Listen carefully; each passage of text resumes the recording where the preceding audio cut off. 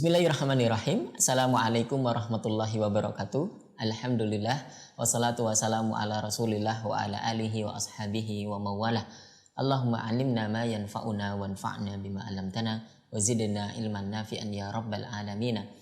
Rabbish rahli sadri wa yassirli amri wahlul 'uqdatam min lisani yafqahu qawli, amma ba'du. Bapak Ibu yang dirahmati Allah Subhanahu wa taala, mudah-mudahan dalam keadaan baik dan sehat selalu dimanapun Bapak Ibu berada. Alhamdulillah pagi hari ini ketemu lagi dengan saya Wildan Jauhari di SFL Sekolah Fikih Live. Seperti biasa di Rabu pagi ba'da subuh SFL akan menjelaskan mata kuliah ilmu Al-Quran dan tafsir. Ya, kali ini dengan judul berbagai metode belajar membaca Al-Quran.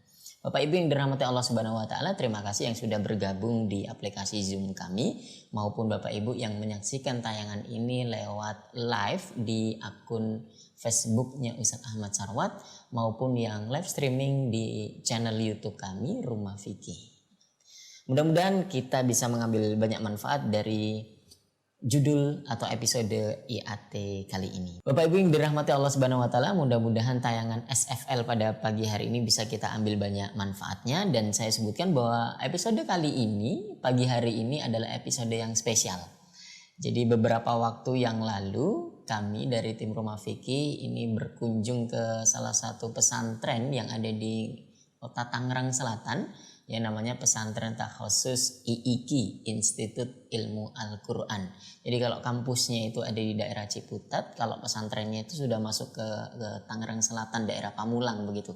Nah, sebagaimana dulu kita juga pernah berkunjung ke LPMQ, Lajnah Pentasihan Mushaf Al-Quran yang berada di kompleks Taman Mini.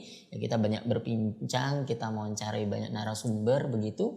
Kemudian juga tayangannya kita siarkan kepada Bapak Ibu. Nah, kali ini juga demikian. Jadi kita berkunjung ke satu tempat, ke pesantren, mewawancarai narasumber di sana, dan kita bisa mendapatkan informasi dan banyak ilmu di dalamnya. Itu hal spesial yang pertama. Hal spesial yang kedua adalah wawancaranya langsung beliau Ustadz Ahmad Sarwat. Jadi ketika di LPMQ juga demikian. Kali ini pun juga Ustadz Sarwat sendiri yang turun tangan langsung menjadi pewawancara.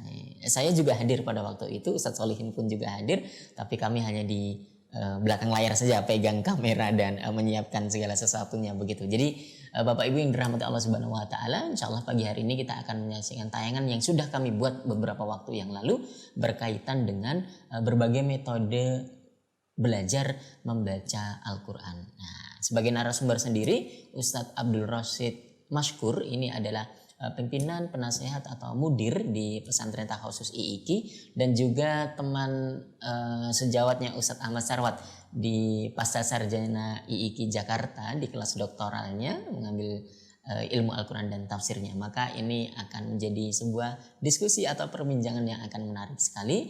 Tidak usah berlama-lama lagi, kita saksikan videonya.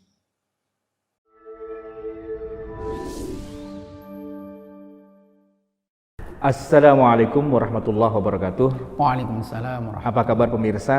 Senang sekali rasanya bisa berjumpa lagi. Hari ini saya ada di Pesantren Takhusus IIQ, Institut Ilmu Al-Quran Jakarta, di bilangan apa ini kita daerahnya? Pondok Cabe. Sudah bersama saya Ustadz Abdul Rashid. Beliau adalah salah seorang pakar dalam ilmu Al-Quran, dan hari ini tema kita adalah tentang berbagai macam metode belajar baca Al-Quran. Berbagai macam metode belajar baca Al-Quran di Indonesia. Di samping saya ini adalah Ustadz Abdul Rashid. Gimana kabarnya Ustadz? Assalamualaikum. Alhamdulillah baik. Masya Allah, luar biasa ya. Selamat sekali ketemu nih. Sehat-sehat ya. Alhamdulillah baik. Jadi posisi Ustadz ini di dalam Pesantren Takhusus ini sebagai apa nih? Ya sekarang sekretaris pengasuh sekaligus ya? Menjadi kepala dinia pesantren. Kepala pesantren di sini ya. Berarti ya. Tinggalnya di kompleks sini ya? Tinggalnya di sini paling ganteng lah pokoknya. Paling ganteng ya, karena semua putri semua ya. Putri. Masya Allah. Ada berapa jumlah santri di sini? Jumlah santri untuk yang baru ini hampir 1.000. 1.000? Ya 1.000. Yang baru ya? Yang bisa tertampung ya 1.000 itu ya. Berarti itu ada jumlah yang lebih banyak lagi kalau totalnya ya? Kalau totalnya lebih banyak lagi sebenarnya. Iya. Nah, jadi pemirsa sekalian, saya dengan Ustadz Abdul Rashid ini kita akan membahas ya tentang berbagai macam metode belajar baca Al-Quran yang konon kabarnya memang Indonesia termasuk negeri yang paling kaya ya Ustadz ya. Betul. Paling kaya dengan metode-metode belajar baca Al-Quran. Nah, mungkin Pak Ustadz Abdul Rashid bisa menceritakan sedikit. Pertanyaan yang pertama ini begini, kira-kira ada berapa itu jumlah metode belajar baca Al-Quran yang kita kenal atau yang katakanlah masuk dalam catatan? Baik, kalau yang sementara ini saya kan kebetulan mengajar mata kuliah metode pembelajaran Al-Quran. Metode pembelajaran, ada mata kuliahnya ya? Ada mata kuliahnya, baik. Kebetulan saya mengampu mata kuliah itu. Dan udah 2 tahun ini saya mengajar. Tahun ketiga, kemarin tahun ketiga. Saya mencoba untuk menelusuri jumlah metode itu. Akhirnya saya tugaskan mahasiswa. Setiap mahasiswa harus membahas dan menganalisis satu metode. Satu orang satu metode. Kalau mahasiswa ini ada 3 kelas, per kelasnya itu ada 30, udah 90 metode kan. Dan semua dapat ya? Semua dapat. Berarti paling tidak 90 lah paling ya? Paling enggak 90 itu. Itu metode. Dan tidak boleh sama ya? Dan tidak boleh sama. Jadi saya menyimpulkan metode di Indonesia itu bisa di atas 100. Cuman yang teridentifikasi selama ini ya sekitar 90-an itu. Ini yang ada di meja ini ya? Di antara di meja ini. Sebagian masih dipinjam oleh adik kelasnya, belum dibalikin karena mereka sulit nyarinya kan. Ada dari Sumatera, ada dari Jadi Bali. Ustadz Abdul Rashid ini kemudian menugaskan para mahasiswi untuk masing-masing mencari satu metode dan tidak boleh sama. Tidak boleh sama. Lalu mereka kumpulkan. Karena bukunya itu kemudian dibawa ke sini ya. Kan saya punya kepentingan. Ini kalau tidak ada yang mendokumentasikan, itu hilang. IIKI sebagai lembaga Al-Quran harus mendokumentasikan itu. Jadi kira-kira prediksinya sekitar 100 lah ya, 100-an lah, ya.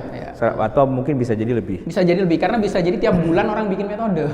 Oh iya, selalu ada lagi ya, selalu ada lagi ya. Kalau misalnya dibandingkan dengan negara yang lain, negara-negara Islam seperti katakanlah Malaysia atau Pakistan mungkin bagaimana? Ada informasi? Sejauh ini penelusuran saya satu melalui media sosial, melalui internet dan sebagainya. Yang kedua saya coba nanya teman-teman yang kuliah di sana, di Pakistan. Saya pernah dapat informasi dari orang yang pernah tinggal di Pakistan lama. Dia itu mengatakan metode sana hanya satu, hanya metode Baghdadi atau kaidah Baghdadi yang dulu itu. Yang alif fathah alif kasroh yang itu saja sampai sekarang. Dan kalau mungkin ada pertambahan ya hanya ada modifikasi, tidak berani mengubah itu. Di Malaysia juga demikian. Malaysia itu tidak banyak metode, justru banyak metode di Indonesia yang dipakai di Malaysia. Oh, kita malah ekspor ya? Ekspor metode. Ekspor metode, ya. Tapi begini mungkin sebelum ada maraknya berbagai metode ini, menurut pengamatan Pak Rashid ini kira-kira ini sejak tahun berapa ya mulai ada marak, kemudian orang pada menciptakan itu tuh pada apakah memang sejak dulu sejak Islam masuk Indonesia atau baru-baru ini saja? Kalau maraknya itu ya pasca Iqra. Pasca Iqra. Sebelumnya kan ada dulu itu kan sekali saya coba mengupas ya. Dulu namanya metode baca Al-Quran itu masih talaki murni. Kadang kita membaca Al-Quran itu orang tua menalkin kita dari Fatihah sampai Al-Baqarah. Kadang kita baru bisa baca itu setelah surat Al-Baqarah selesai, baru bisa baca Al-Quran. Karena hanya nih itu alif lam mim, ngikutin saja. Iya, itu yang Ustadz Rashid bilang talqin itu ya. Talqin ya, talqin metode talqin. Istilah talqin kesannya kayak orang mau meninggal ya. Jadi menalkinkan. Talqin itu artinya mendiktekan gitu ya. Disebutnya metode talqin. Itu sejak dulu. Kemudian baru muncul namanya kaidah Baghdadiyah. Nah, kaidah Baghdadiyah ini menarik. Kenapa menarik? Karena data kalau orang menyebut kaidah biasanya selalu identik dengan buku, padahal antara buku dan metode itu berbeda. Kaidah Baghdadiyah ini dulu ditulisnya itu ada di papan, setelah di papan dihapus. Jadi jejaknya di Indonesia itu nggak ada. Tapi rekam di data, misal di beberapa serat itu disebutkan dulu orang membaca Al-Quran mengeja alif fathah, alif kasroh. Artinya itu kaidah Baghdadiyah. Abad 18 itu sudah ada sistem eja itu. Walaupun belum dalam satu buku gitu ya. Percetakan saya baru abad 19 kan, belum ada kan. Artinya baru kaidah Baghdadiyah ini masif setelah masuknya mushaf Bombay atau Mushaf Karachi itu pernah berbarengan, makanya hostnya itu sama ya dengan Mushaf Bombay itu. Berarti kemungkinan itu dari sana juga ya? Dari sana juga. Baghdadi kan memang dari Baghdad. Cuman siapa penemunya sampai sekarang masih kontroversi para ulama. Yang jelas anonim. Anonim ya? Anonim, nggak pernah dibahas banyak hal. Orang mengatakan ini tapi tidak. Ini siapa yang bikin pertama kali? Ya, Nggak ketahuan unik, ya? Unik ini. Iya. Berikutnya pasca metode Baghdadi ini ada metode Sedayu. Metode Sedayu itu sekitar tahun 49-an. Mengadopsi metode Baghdadi. Tapi dia udah sampai sekarang bukunya masih ada, tapi selalu difotokopi, belum dicetak massal. Fotokopi hanya kalangan sendiri. Kebutuhan untuk mereka saja ya, untuk mereka. Tidak diterbitkan secara nasional misalnya. Betul. Begitu ya. Dari metode ini terus muncul lagi namanya Prof. Ahmad Yunus itu pernah mengkritisi metode lama. Karena dianggap terlalu lama lah pakai mengeja. Beliau itu mengusulkan metode karya kontemporer. Beliau mengusulkan pakai metode SAS ya. SAS atau menggunakan kata lembaga. Kata lembaga. Akhirnya beliau menyisipkan itu di salah satu bukunya, mengkritik metode lama dan menyajikan alternatif metode baru. Itu alasannya karena dianggap terlalu lama. Muter-muter ya, terlalu lama ya. Terlalu lama. Pakai mengeja dulu, sedangkan harusnya udah bisa akhirnya mengeja.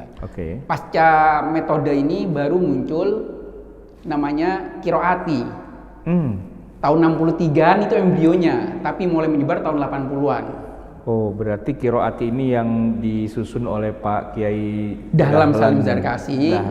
Kalau di biografinya kan beliau pernah menyampaikan bahwa setelah beliau sowan ke Kiai Munawar ya kalau nggak salah ya, di Gresik, Sedayu, tempat anak-anak kecil mondok dulu. Beliau itu berpikir, apakah harus anak yang harus bicara Al-Quran harus mondok? Bagaimana dengan orang-orang tua yang tidak tidak mau berjauh dengan orang tua? Akhirnya beliau berpikir, membuatlah metode ini. Di perjalanan beliau berpikir, akhirnya muncullah metode Qiraati ini, sekaligus embrio munculnya TPQ pertama kali. TPQ ya. TPQ. Jadi antara Qiraati dan TPQ ini tidak bisa dipisahkan. Oh iya. Satu paket. Jadi semacam beliau membuatkan kurikulum buat TPQ itu ya pakai Qiraati itu ya. Pesantren yang tidak nyantri, artinya orang yang pulang ke rumahnya ngajar ngaji seperti itu. Mungkin anaknya itu pagi sekolah SD, lalu sorenya sekolah dinia atau TPQ itu ya. TPQ, makanya waktunya ba'da asar kan. Oh iya, ba'da asar. Iya. Di embrio muncul TPQ berbarengan itu sejak tahun 63. Enggak, embrionya tahun 63, tapi menyebarnya Qiraati ini ya tahun 80-an. 80-an ya. Cuman embrionya kan pasti metode itu di penyempurnaan ya. Baik. Berarti menjadi 6 jilid seperti yang kita kenal tuh ya tahun 80 itu lah tahun ya. 80-an lah. Baru setelah itu muncul namanya metode Iqra. Iqra ini santri dari Kiai Dahlan, Kiai Asad Umam ya. Santri. Baik. Tahun 88 muncul metode Iqra itu. 88. Pasca Iqra lah bermunculan metode-metode, tapi rata-rata alumni Qiraati. Membuat metode tartili, fasohati, semua itu alumni Qiraati. Karena menganggap Qiraati terlalu ketat. Sedangkan orang banyak pingin belajar cepat, sementara di Qiraat itu tidak bisa sembarangan, harus talaqi musafah, harus tersertifikasi dan seterusnya. Banyak alasan lah, tapi ini menurut saya positif. Dengan beberapa orang menilai ada kurangannya, muncullah metode yang lain. Akhirnya metode menjadi dinamis gitu loh. Jadi banyak ya. Jadi banyak. Tapi kalau misal kita mengatakan terbaik, nggak ada metode terbaik. Saya kata kayak Asin, nggak ada metode sempurna itu. Masing-masing punya kelebihan, punya kekurangan. Gitu. Dan mungkin kalau di tangan pencipta pertamanya mungkin bisa jadi sempurna ya. Tapi ketika sudah dibawa oleh muridnya lagi sudah lain ya. Makositnya itu sudah nggak dapat mungkin ya. Iya. Ini menarik sekali pemirsa sekalian. Jadi seperti itu ya perjalanan metode-metode belajar baca Al-Quran yang berkembang di Indonesia, yang jumlahnya ternyata sampai 100 lebih ya. Dan tapi begini Ustaz Rashid, saya akan kembali dulu ke belakang ya, tentang kaidah Baghdadiyah tadi itu yang kita mengenal, orang Jawa menyebutnya mungkin apa ya, turutan itu ya. Itu anonim berarti ya? Anonim. Siapa yang menciptakan tidak ada. Tapi kenapa itu begitu populer? Kira-kira menurut Pak Rashid itu apa keistimewaan dari metode Baghdadiyah ini? Dan sampai sekarang masih ada kan, walaupun ada begitu banyak gitu kan, tapi dia tetap ada. Itu apa? Apakah dia punya keistimewaan? Betul, saya tuh dulu punya pemikiran yang sama dengan Ustaz Sarwat. Baghdadi ini sepertinya ada sesuatu. Buktinya apa? Sampai sekarang kok orang masih pakai meskipun udah bermunculan berbagai metode. Bener, setelah kami teliti, kami ketemu ini ternyata Baghdadi itu rumus. Baghdadi itu dia tidak pakai buku pun orang ngajar Baghdadi bisa karena dia rumus. Asal dia hafal huruf hijaiyah, hafal makharijul huruf, selesai mau kemana pun dia bisa ngajarkan Baghdadi tanpa harus pakai buku. Iya. Jadi luar biasa Baghdadi itu. Terlepas ya tentunya sesuatu yang bertahan pasti karena ketulusan ya. Yeah. Saya yakin karena ketulusan. Sampai namanya aja nggak ketahuan kan, saking ikhlasnya. Ini betul, seorang peneliti dari Mesir menyatakan seperti itu. Dua alasan kenapa metode Baghdadi tidak mau disebut penulisnya. Pertama ya karena saking ikhlasnya dia, sampai namanya saja tidak mau disebutkan. Luar biasa ya. Iya. Yang kedua? Yang kedua metode Baghdadi ini kenapa kok di sistemnya itu mengeja, ya, mengeja dan tidak ada contoh berbahasa Arab di situ. Tidak ada contoh berbahasa Arab. Tidak, ya. tidak ada sama sekali. Maka anakum, ainakum, inakum, susunan huruf hijaiyah saja, supaya fokus si pembaca Al-Quran ini kepada makharijul huruf. Bukan ke bentuk huruf atau bunyi. Tapi kalau kita pakai nama, misal pakai ayat Al-Quran, untuk konteks orang Arab, dia fokusnya ke makna kemudian. Tidak fokus ke bunyi. Sedangkan Al-Quran ini dalam konteks tajwid adalah bunyi, bukan makna. Iya. Itu orientasinya ke sana. Orientasi ke sana. Ini menurut peneliti dari Mesir tadi. Jadi hukum tentang makharijul huruf, tentang letaknya di situ. Iya, gitu ya. Makanya tidak ada contoh berbahasa Arab. Kalau cek di Baghdadi itu tidak ada ya. Tidak ada. Belakangan baru yang ada itu tambahan. Yang aslinya itu nggak ada. Sedangkan kalau misalnya kita bandingkan misalnya dengan yang Iqra atau Qiraati misalnya, itu banyak contoh-contoh dari ayat-ayat Quran dari bahasa Arab ya. Karena nanti orientasinya berbeda. Yang satu itu orientasi kecepatan bisa membaca, yang satu orientasi ketepatan membaca. Cepat dan tepat gitu ya. Berbeda. Baghdadiyah itu nggak usah bicara cepat lah ya. Yang penting tepat. Yang penting tepat. Betul. Karena emang ini baru fundamen dasar ya. Fundamen dasar. Jadi nanti kalaupun nanti bisanya dengan bisa dalam arti yang sudah sempurna begitu ya. Iya, bisanya total. Bisanya jadi total, bisa mempertanggungjawabkan. Sedangkan kalau yang metode-metode itu memang mengejar kecepatan. Yang penting bisa dulu. Bisa dulu. Bahwa dia belum sempurna. Sempurnanya sambil jalan. Itu kira-kira ya seperti itu. Filosofi dasarnya filosofi dasarnya seperti antara metode Baghdadi dan juga metode yang kita sebut apa yang baru lah gitu istilahnya ya. Kalau saya menyebut metode ini dari sistematika pembelajarannya itu ada 4 ya. Pertama metode tahaji dengan mengeja. Tahaji. Ya. Ya seperti alif fathah, alif kasroh, tahaji mengeja. Sampai mengeja ke makharijul huruf dan sifatul huruf itu diaja, ditahlil. Yang kedua metode talaffuzi, langsung melafalkan. Jadi a, i sampai kemudian anak yang belajar ini nggak kenal huruf alif. Betul. Taunya A. Iya. Itu talaffuzi. Iya.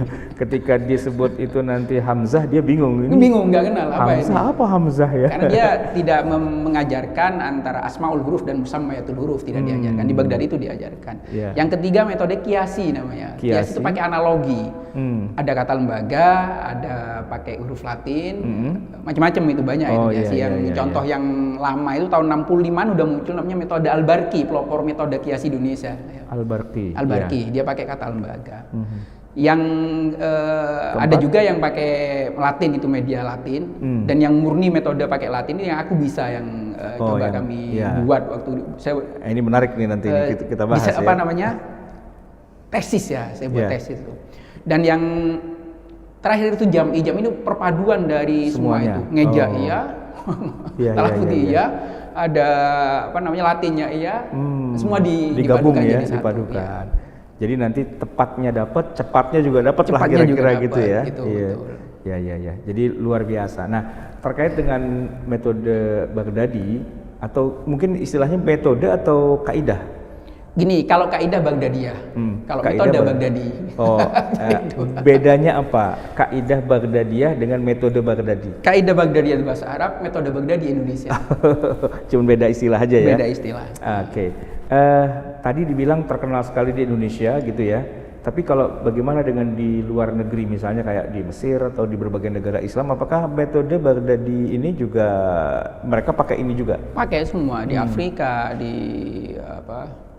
Ada video-videonya juga bisa kita akses ya. Ya. Di Indonesia dulu, di Indonesia itu di nama metode Baghdadi macam-macam. Di Jawa itu turutan. Turutan. Di Sumatera sebagian disebutnya muqaddam. Muqaddam, oke. Ada yang menyebut alif-alifan. Ini orang Betawi itu, Betawi. alif-alifan, iya. Ada alif-alif. Iya, ada alif-alif. alif-alifan. Iya. Ada yang menyebut dengan istilah juz amma. Ya, karena dia bagian dari juz Di amma dalamnya ya, ada juz amma. dimasukkan. Meskipun Iya. bukan metode Baghdadi, tapi Iya. di bagian metode ada juz amma. Betul. Yang terakhir saya temukan itu saya waktu ke Manado, waktu ziarah ke Syekh Mojo di sana, ke Syekh Ahmad Rifai ya di makam di sana juga. Keluar ada juru kuncinya ngobrol tentang metode Baghdadi. Beliau nyebutnya metode Bekara, Al-Baqarah, dari Al-Baqarah. Oh, Bekara. Bekara. Jadi Bekara, ngaji Bekara dulu, sebelum Quran Bekara dulu. Tapi itu kan menarik. tapi kan Bekara itu adanya di dalam udah juz persatu kan biasanya yang pokoknya disebutnya kalau udah Al-Quran itu beda dengan Bekara. Bekara itu metode Baghdadi itu. Ya. Di Makassar juga ada yang nyebut Al-Quran kecil Al-Quran kecil dan Al-Quran besar. Ada karena Al-Quran dia kecil, terpisah ya dari terpisah. yang 30 Jadi, juz dengan yang juz amma saja ya. Dan setelah kami teliti menarik sebenarnya, menarik dari nama-nama itu. Kalau biasanya kita belajar metode, misal di metode Iqra yang mempelopori ada wisuda ya. Selesai metode langsung wisuda. Ini penyakit. Kenapa penyakitnya? Anak namanya wisuda itu wisuda wis udah kan. Rata-rata nggak mau ngaji. Karena sudah merasa lulus ya. Udah lulus kan. Sudah kelas. Padahal baru lulus metode. Sedangkan Iya, di metode iya. Baghdadi menarik. Turutan kan baru ditiru, baru awal saja. Ini baru turutan. Alif-alif baru alif yang kamu pelajari belum Al-Quran. Iya. Artinya belum selesai. Iya. Muqaddam baru muqaddimah. Kamu itu Iya, belum iya. apa-apa. Itu secara filosofinya Secara dikasih filosofinya tahu ke ya. sana itu. Makanya dulu nggak ada anak belajar Baghdadi itu terus selesai. Pasti naik ke Al-Quran. Ya, atau minimal ke juz amma itu ya. Juz amma dulu, baru juz amma baru Al-Quran. Saya masih ingat dulu malah bacanya tuh dari An-Nas dulu. Ya, An-Nas, sampai sekarang. kemudian Al-Qur'anul Falaq, kemudian Qul huwallah gitu kan. Jadi amma terakhir baru Iya, ya. terakhir karena itu dari belakang gitu naiknya Dari kan. belakang. Nah, oke. Baik, ini luar biasa ya. Jadi rupanya metode belajar baca Quran ini cukup menarik perkembangannya di negeri kita begitu ya. Betul. Baik, Ustadz Rashid, kita akan masuk ke bagian yang berikutnya lagi yaitu tentang metode qiraatinya sendiri. Ya. Pengamatan dan juga mungkin penilaian lah ya tentang metode qiraat ini, apa keistimewaan dan juga mungkin ya istilahnya terobosan-terobosan ya dari apa ya yang melatar belakangi seorang Pak Dahlan ya, siapa namanya? Dahlan Zarkasi. Dahlan Zarkasi ini. Salim Zarkasi ya, ya, itu kemudian melakukan itu ya, tadi mungkin sedikit sudah disebutkan sih ya. Jadi TPQ itu ya. Buat untuk TPQ dan sebagainya. Tapi kemudian apa nih kelebihan yang kita bisa kasih, katakanlah kasih garis bawah gitu ya sebagai ini beda nih dengan yang lainnya, baik dengan Baghdadi atau dengan yang lain-lainnya. Pertama masalah sanad ya. Oh. Artinya qiraat ini ketat. Artinya sanadnya dengan cara sederhana. Artinya dia ada gurunya disebut sanad. Bahwa qiraat ini tidak boleh siapapun. Baghdadi kalau dulu siapapun boleh mengajarkan. Betul. Artinya sudah liar lah, sudah liar. Sudah go public ya. Sudah go public. Artinya sudah tidak bisa dikendalikan. Siapapun boleh mengajarkan. Bahkan pengarangnya pun nggak ketahuan. Nggak ketahuan. Gitu kan. Kalau ini sanadnya sangat ketat. Ketat sekali. Qiraat ini sanadnya. Yang kedua, karena yang mempelajari itu orang Indonesia, orang Ajam. Orang Ajam ini kan bahasanya berbeda. Kebanyakan mereka membaca Al-Quran itu tidak mau buka mulut secara sempurna. Bismillahirrahmanirrahim. Itu di qiraat itu diketatkan sekali. Namanya tahqiq. A, jadi bukanya itu makanya qiraat itu disebutnya 3M. Mangap, meringis, mencucu. Meringis, mangap, A-nya itu mangap, A total, terus meringis, I, meringis, mencucu, U. Nah, jadi 3M. A-I-U gitu ya. Mangap, meringis, mencucu. Itu pakai bahasa Jawa. Karena beliau orang Semarang ya. Semarang. Maka kalau kita melihat anak-anak di qiraati kadang ya ketawa, anak kecil-kecil lucu ngajinya itu. A'udzubillah itu sampai itu. Lah ini sebenarnya bukan salah, sebagai media belajar tahqiq namanya. Dan itu dari Krapyak juga demikian. Kan sananya ke sana ya? Kan larinya. Cuman kadang terlalu, ada yang menyebut ini terlalu berlebihan. Over ya. Over. Kalau menurut saya memang anak kecil harus seperti itu. Hanya saja nanti harus dipoles. Dipoles untuk dinetralkan kembali lah gitu. Saya dulu pernah juga mondok di Jogja di Sunan Pandanaran. Ya. Dan juga dapat pelajaran yang kayak gitu. Ya, sama. A'udzubillahi Ya, minasyaitonir rajim. Ya. Kok ngentak-bentak gitu ya saya bilang. Ya, itu karena itu tahqiq gitu ya sebenarnya. Dan itu untuk belajar kan sebenarnya. Untuk basic ya. Untuk basic. Nah, saya protes sama gurunya, saya bilang, "Lah itu qori internasional." Kok nggak gitu? Kok nggak gitu sih bacanya? Syekh Abdul Basit Abdul Somad bacanya nggak a'udzubillahi minasyaitonir rajim. Enggak, bacanya enak kok, ada lagu Bayati dan sebagainya. Iya. Nah, maksud saya gini, sambil kita diajarin itu juga, sorenya kita diajarin yang nagom juga. Jadi nggak Lah kan jadi nggak nyambung. Ini yang pagi bentak-bentak, yang sore kok jadi indah ya.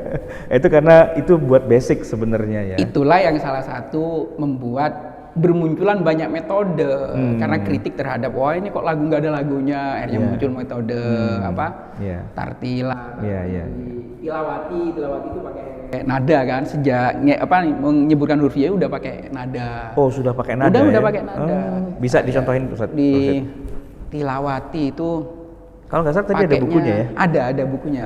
Nah, saya suruh nyontoh. Saya kalau nyontoin Baghdadi bisa. Oh, kalau Baghdadi gimana?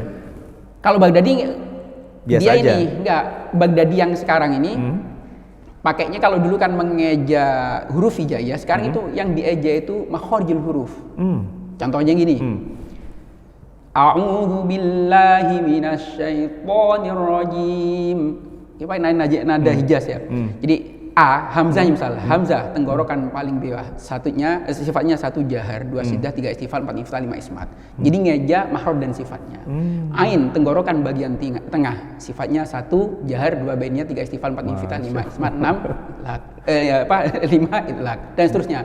Itu satu Al-Qur'an suruh mengeja sifat makhraj dan sifatnya bisa. Jadi kalau bahasa orang nahu tuh di i'rab gitu ya. Betul. Per huruf di i'rab. Per huruf di i'rab. Saya pakai istilah i'rab juga di di Baghdadi itu, mengi'rab namanya. Mengi'rab ya. Meminjam istilah lah. Iya, minjam misal dari nahu lah begitu ya. Betul. Masya Allah. Jadi akhirnya anak membaca itu bisa mempertanggungjawabkan bacaannya. Biasanya kan gini, kita baca Al-Quran selalu menyalahkan guru. Kata guru saya, itu kan nyalahkan gurunya. Dan gurunya belum tentu seperti itu. Memfitnah gurunya. Ini ada 2 murid yang sama nih. Ada guru A, muridnya B dan C. Yeah. Ternyata ada D mengoreksi bacaan B dan C. Kok bacaanmu sama? Kata guru saya, gurunya A kan. Si B juga demikian, C juga demikian. Kata guru saya. Dia bingung. Terus gurunya yang benernya muridnya atau gurunya kok? Gurunya sama, muridnya berbeda. Di Baghdadi tidak lagi terjadi itu. Kenapa? Dia ketika membaca tahu mahrajnya mana, langsung bisa mengidentifikasi dia. Oh, saya salah di mahraj. Sifatnya apa? Sebutkan ketentuan SOP dari makhraj itu ya. Iya, sebenarnya kan kalau bacaan Al-Qur'an, tajwid itu kan matematis. Iya.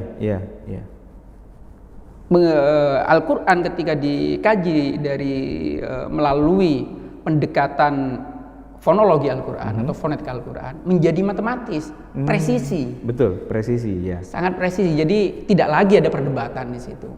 Masalah kehalusan baru itu nanti guru yang mandu. Iya. Wah, luar biasa nih. Jadi kayaknya kita akan jeda sebentar ya untuk kita nanti teruskan lagi sejenak. Jangan kemana-mana.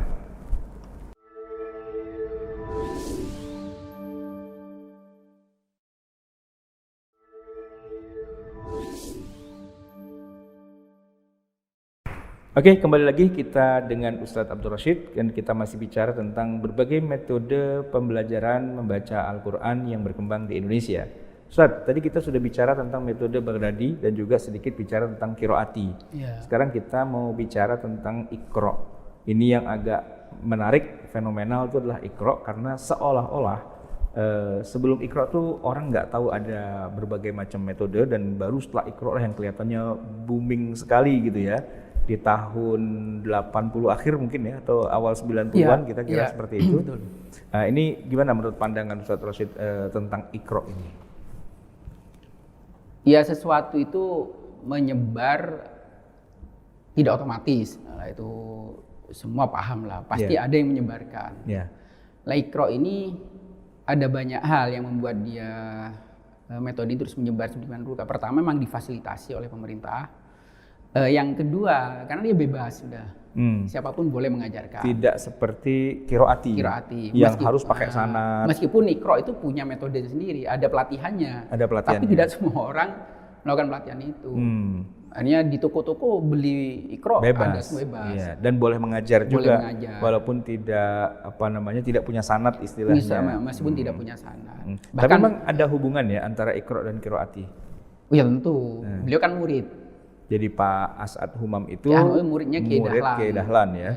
Dan kalau dilihat secara sekilas antara Iqra dan kiroati itu mirip ya. Mirip. 6 jilid juga gitu ya, dan kemudian ya secara sekilas sih ya ini sama aja. Ya gitu karena lahirnya Iqra kan gini, kalau dari hasil apa yang disampaikan oleh Kiai As'ad Humam bahwa Iqra ini lahir awalnya ada usulan dari beliau tentang kiroati. Kiroati ini sepertinya ada yang kurang.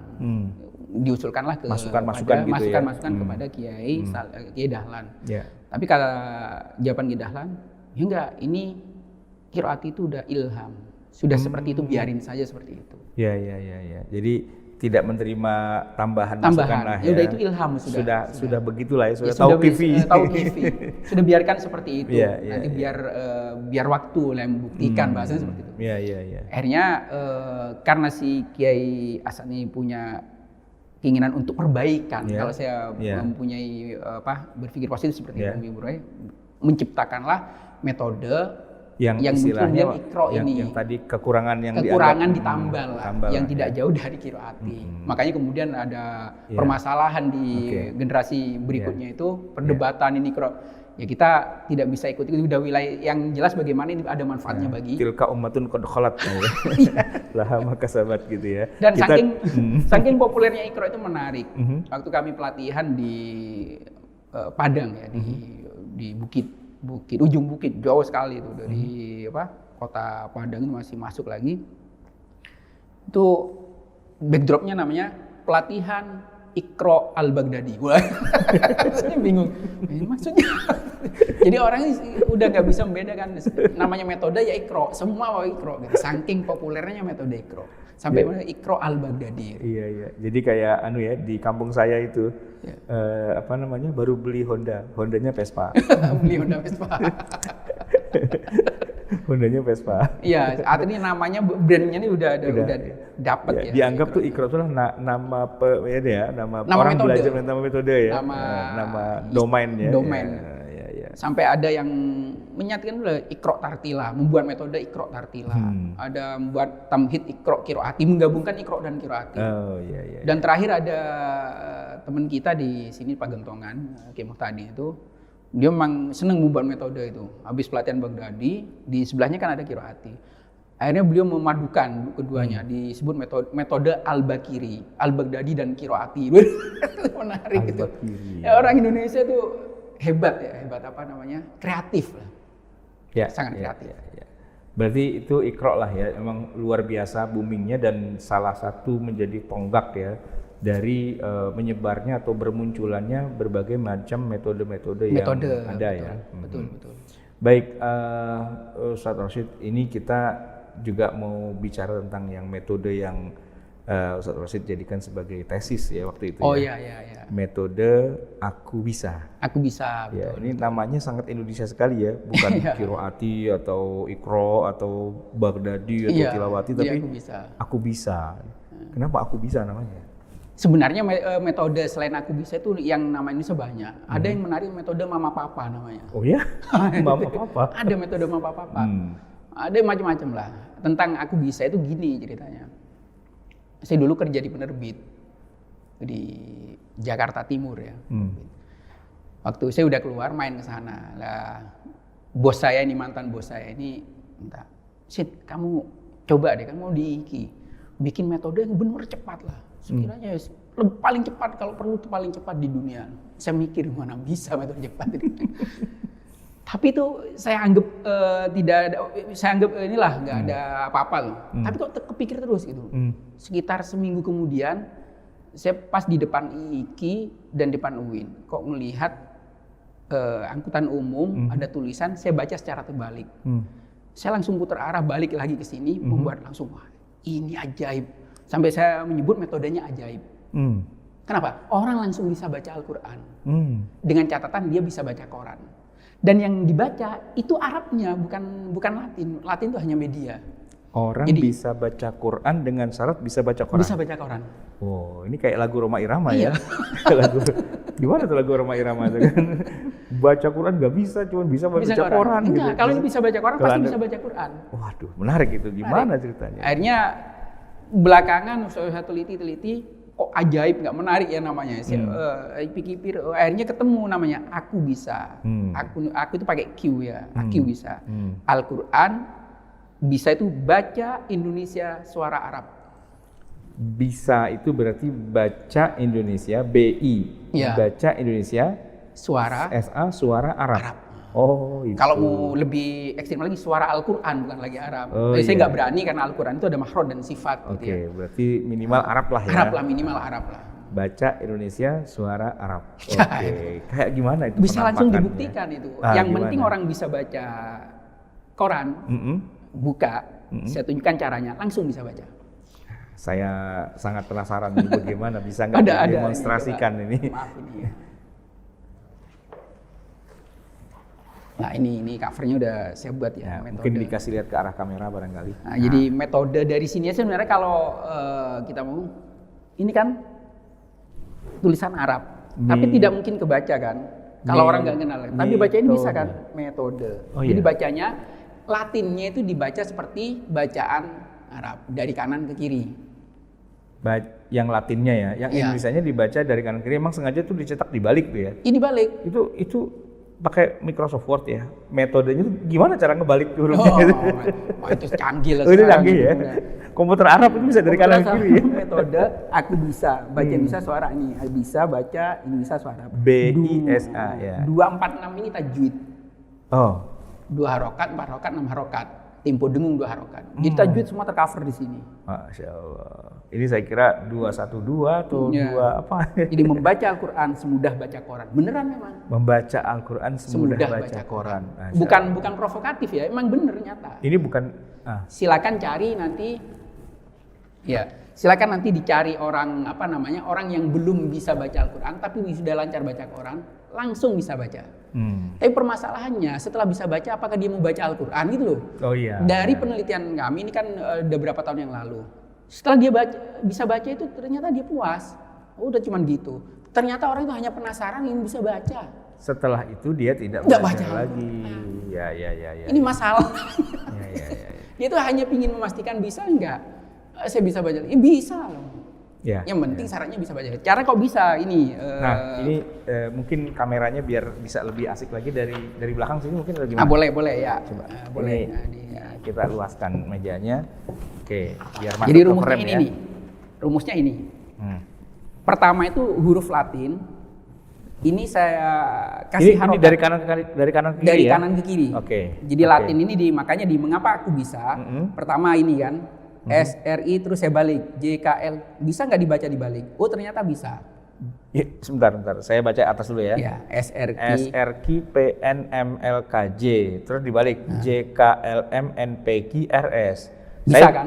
Asal saya tidak diseleksia ya. Ya. Oke. Nah, syaratnya dia Ya. harus huruf kapital. Kapital, Kalau oke. tidak bisa. Siap. Maka kemudian coba saya kasih harokat sekarang. Ini apa nih? Karena mengapa aku bisa? Karena oke. Ada perpaduan antara huruf Latin dan harokat Arab.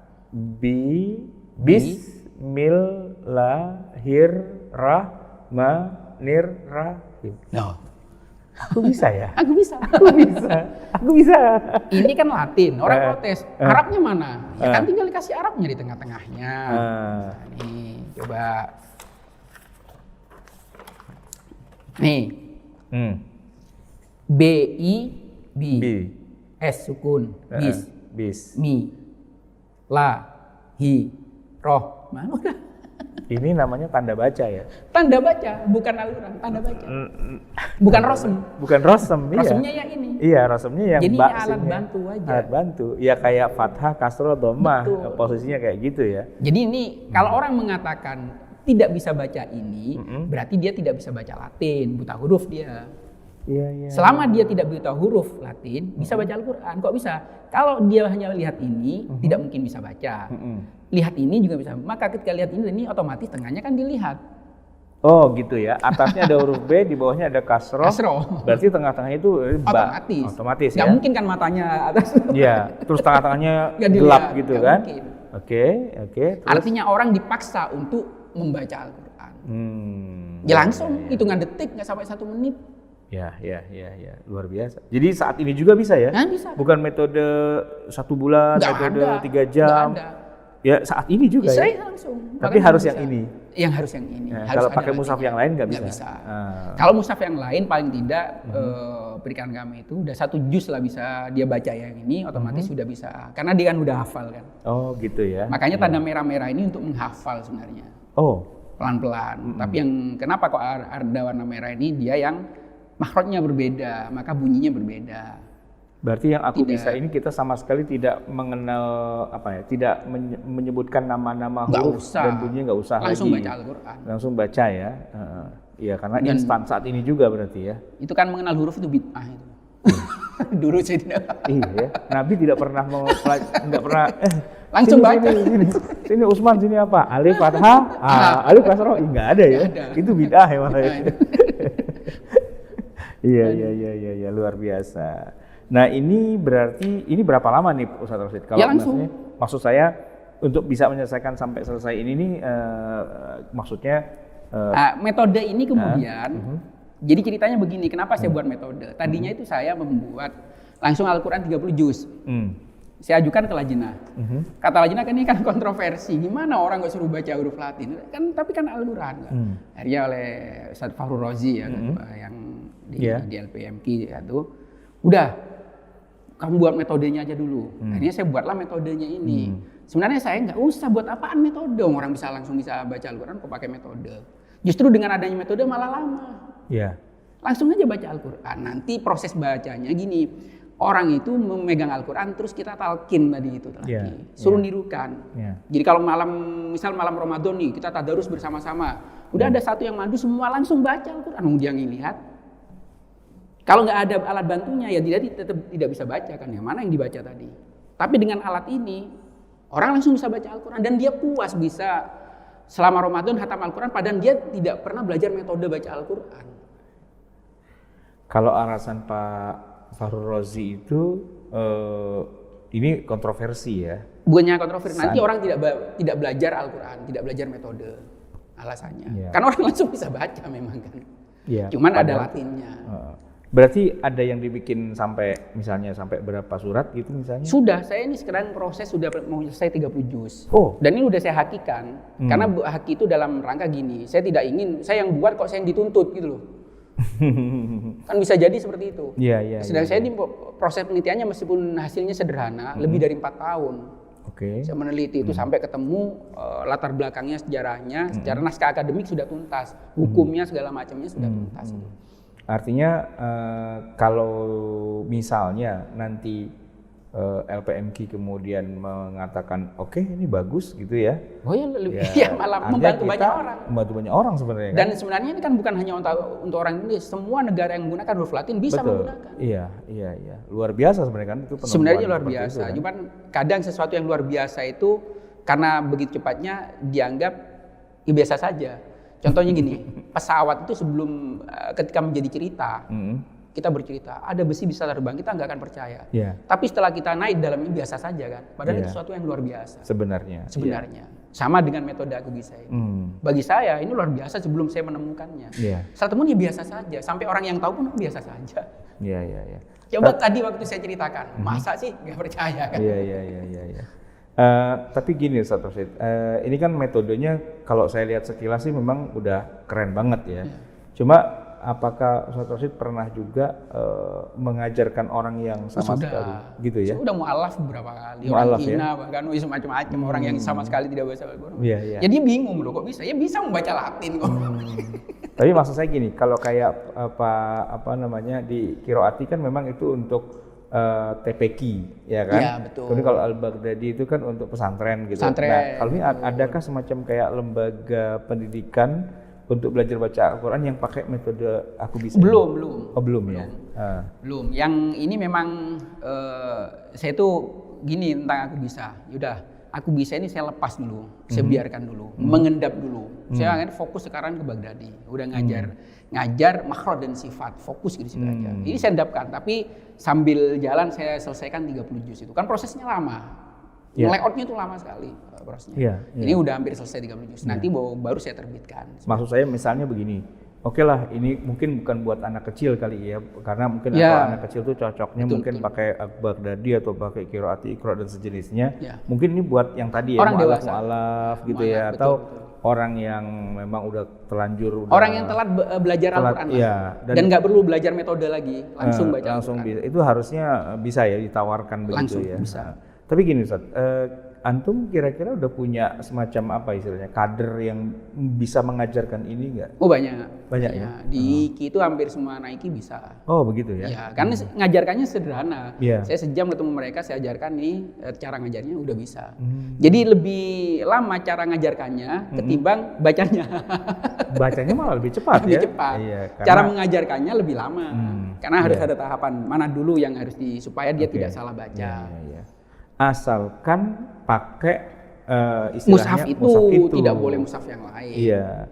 Nah nanti gimana proses transformasinya ketika dia sudah pakai mushaf yang ini ke mushaf yang tidak ada tanda-tanda ini nih, gimana kira-kira? Ya dulu pernah saya buat tahapannya seperti ini. Perlahan-pelan itu saya buang hurufnya satu persatu. Tapi kemudian ya untuk apa? Yang penting kan dia bisa baca Al-Quran kan. Tidak harus dibuang kan. Memang targetnya bukan buat istilahnya bukan baca ini. Orang kan kelirunya gini Ustaz, tentang metode belajar Al-Quran itu orang terjebak oleh belajar tulisan Arab. Betul. Dianalogikan dengan orang belajar huruf Latin. Al-Quran itu bukan Al-Quran, itu bunyi.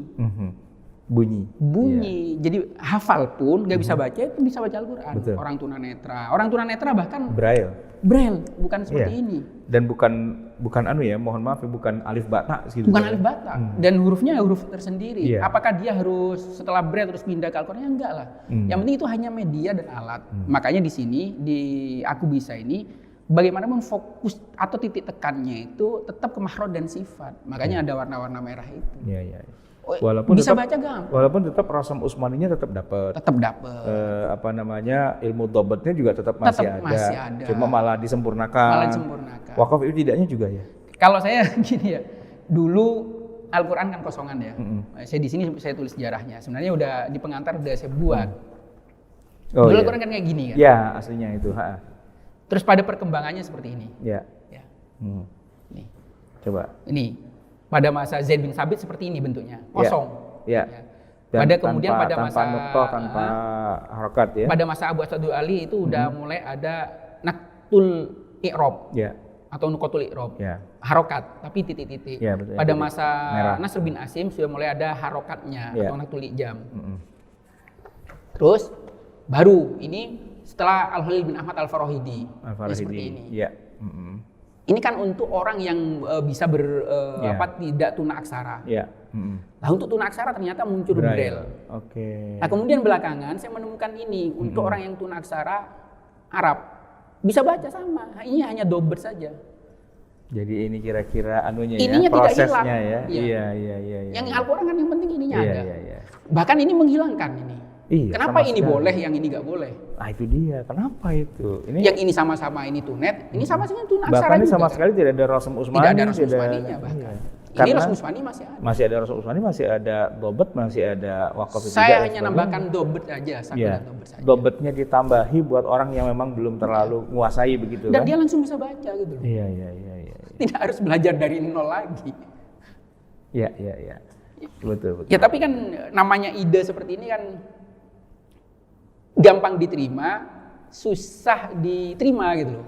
Ya, secara pribadi mungkin oke.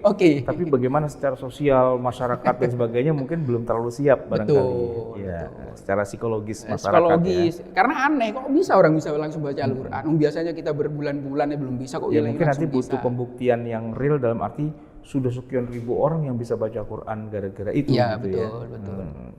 Ya gini, kalau Al-Qur'annya berpindah sama dengan kita memaksa orang membaca Braille untuk pindah ke sini kan. Iya. Ya selama Al-Qur'annya malanya ini ya bisa lah langsung.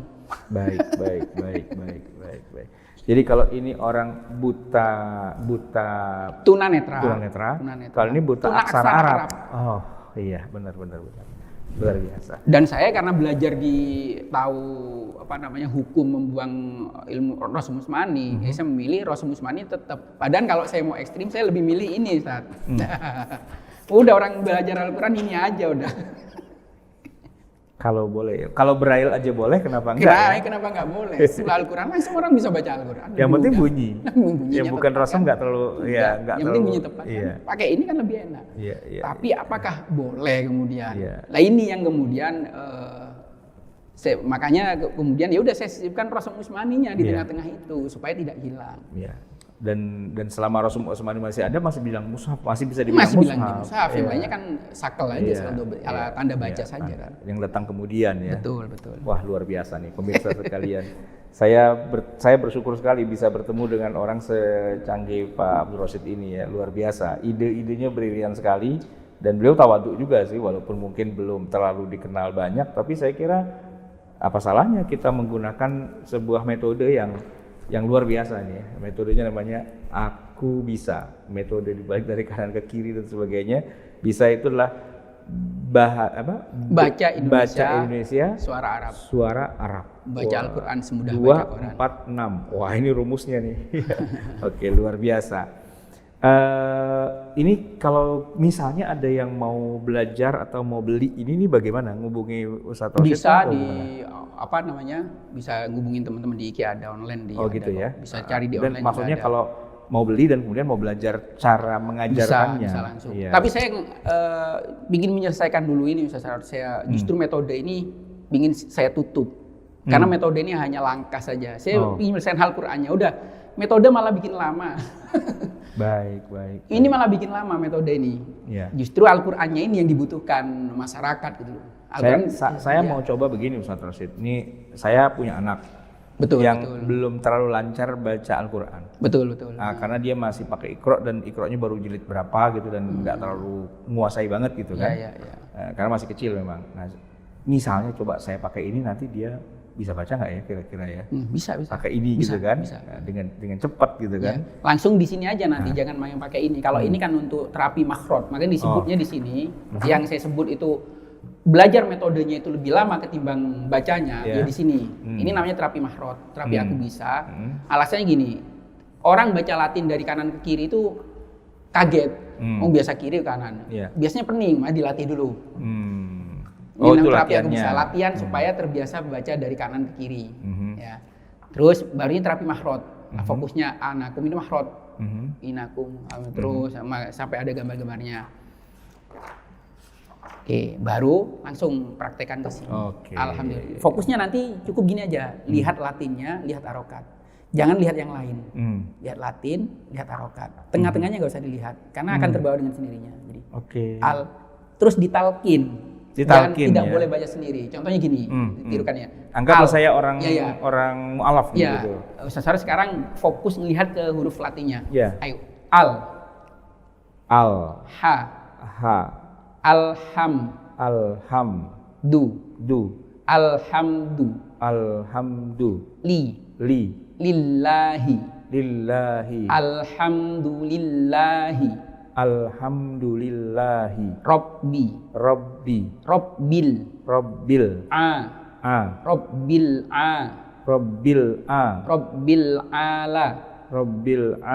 Rabbil alamina.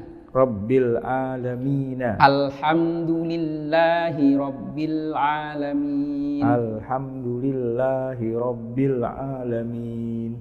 Gitu ya? Ya langsung seperti itu. Jadi nggak mungkin langkah, balik lagi, dua langkah, balik setelah lagi. Itu dia akan bisa baca sendiri. Karena sudah tahu prosesnya. Oh, saya fokusnya membiasakan fokus terhadap huruf Latin dan huruf harokat. Luar biasa. Tapi saya sajikan metode, bingung orangnya apa ini? Iya. Malah ini mengganggu, ini apa? Justru orang yang sudah saya uji coba, orang yang sudah mengenal huruf hijaiyah, lebih lama ketimbang orang yang sama sekali tidak mengenal huruf hijaiyah. Ya, karena ini memang spesial buat mereka yang sama Betul. sekali belum ya. Kalau yang sudah bisa nggak usah Yang kesini lagi. ngeraba-ngeraba ini jadi Iya. nggak perlu. Tapi yang sama sekali tidak mengenal langsung bisa baca. Ya, ya. Dan dia bingung, kok saya bisa baca? Ya bisa baca. Ya, mungkin kapan-kapan ada non muslim gitu ya. Betul. Di gereja gitu kita ajarin ini, tiba-tiba bisa baca Semua Quran. pegang Al-Quran, terus semua kita talkin bareng-bareng, langsung dia pasti kaget. Kok saya bisa baca? Ya memang kan bacanya Latin. Makanya baca Indonesia suara Arab. Iya, iya, iya. Asal bisa baca Quran, Bisa baca Quran. Luar biasa. Oke pemirsa, nampaknya ini waktu juga ya yang membuat kita jadi harus segera mengakhiri sesi ini. Terima kasih banyak Ustadz Abdul Rashid atas penjelasannya dan penerimaannya kita di pesantren Takhasus Al-Quran IIQ ini luar biasa. Insya Allah metode-metode yang baru lagi segar, ide-ide segar ini bisa menambah khazanah ya ilmu pengetahuan kita terhadap Al-Quran, khususnya dalam bidang metode belajar membaca, karena memang boleh dibilang masih banyak ya umat Islam di Indonesia yang masih belum terlalu mudah untuk bisa belajar membacanya dibandingkan dengan mereka yang sudah fasih membacanya. Kita doakan semoga Ustaz Abdul Rashid selalu ditambahkan keberkahan dalam hidupnya, diberikan kesehatan, semoga ini juga pesantren ini bisa menjadi lebih maju lagi ya. Amin, amin. Itu saja yang bisa saya sampaikan. Saya undur diri. Wabillahi taufiq wal hidayah. Assalamualaikum warahmatullahi wabarakatuh. Waalaikumsalam warahmatullahi wabarakatuh.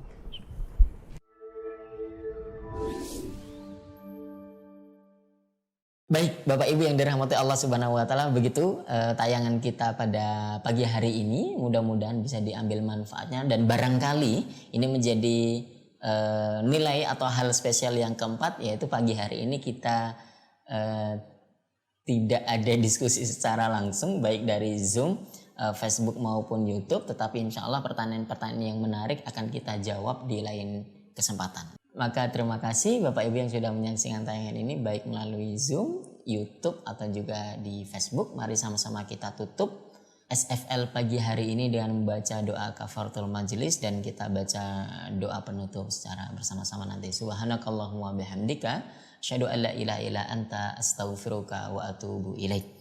A'udzu billahi minasyaitonir rajim. Bismillahirrahmanirrahim.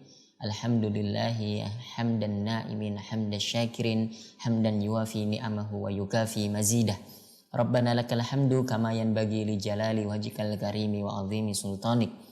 Allahumma salli wa sallim wa barik ala sayyidina Muhammad wa ala ali sayyidina Muhammad. Rabbana anfa'na bima 'allamtana, rabbi 'allimna alladhi yanfa'una, rabbi faqihna wa faqih ahlana wa qarabatin lana fi dinina ma'a ahlil kutri untha wa dhakar. Rabbi wafiqna wafiqhum lima tartadi qawlan wa fi'lan karama warzuqil kulla halalan daima wa akhilla atkiya'a ulama nahdha bil khair wa nukfa kulla syarr. Rabbana aslih lana kulla syu'un wa akirra birridha minkal uyun waqdi anna rabbana kullat duyun qabla an ta'tiyana rusul manun waghfir wastur anta akrama man satar. Wa salatullahi taksha li mustafa man ila haqqi da'ana wal wafa bi kitabin fihi linnasi shifa wa alal alil kirami syurafa wa alas sahbi masabihil gurar. Allahumma hdina bihudak waj'alna mimman yusari'u fi ridhaq wa la tuwallina waliyan siwak wa la taj'alna mimman khalafa amraka wa asaq wa hasbunallahu wa ni'mal wakil wa la hawla wa la quwwata illa billahil aliyyil azim. Wa sallallahu ala sayyidina Muhammadin wa ala alihi wa ashabihi wa sallama walhamdulillahi rabbil alamin. Wassalamualaikum warahmatullahi wabarakatuh.